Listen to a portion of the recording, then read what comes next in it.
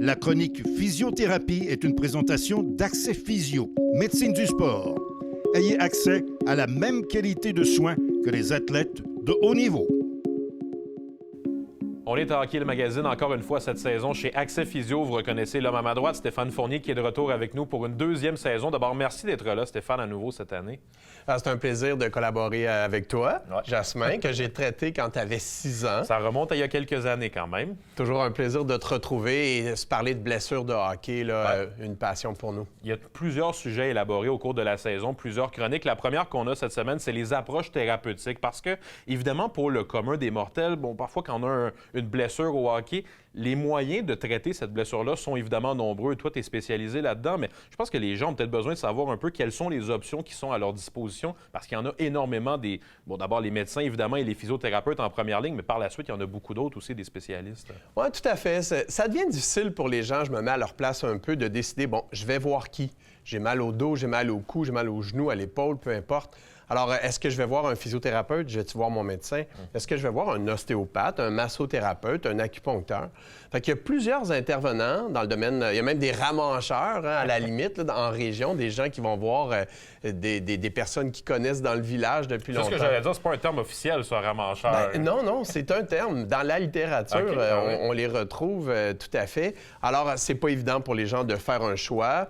Moi, je crois, bien sûr, que l'important pour les personnes qui veulent consulter, c'est la sécurité.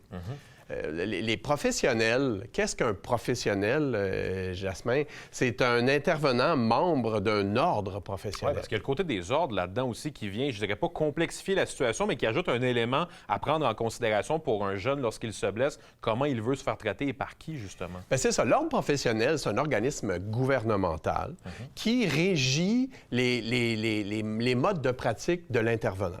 Les physiothérapeutes sont membres d'un ordre professionnel, les médecins, bien sûr, les acupuncteurs aussi.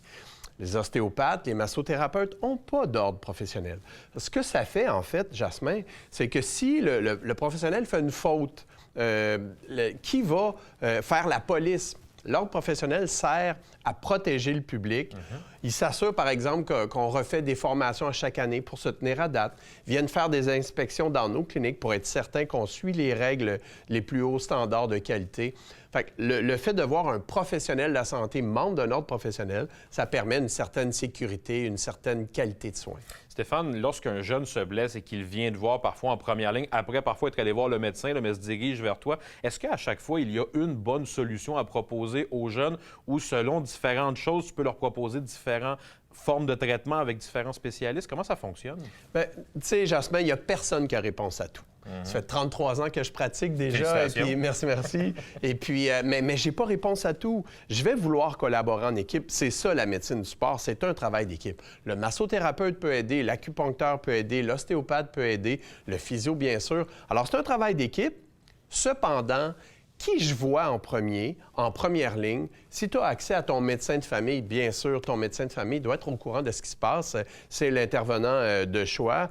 Mais le physiothérapeute est accessible. Je crois qu'il devrait être le premier intervenant à évaluer le problème, établir le plan de traitement, voire aussi guider le retour au jeu, Jasmin.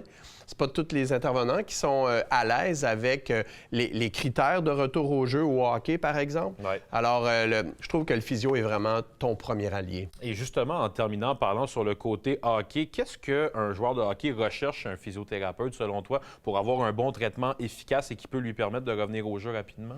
Bien, je pense que de voir un physiothérapeute qui est à l'aise avec le hockey, qui comprend les besoins du joueur de hockey, qui comprend les fameux critères de retour au jeu qu'on a parlé l'an passé.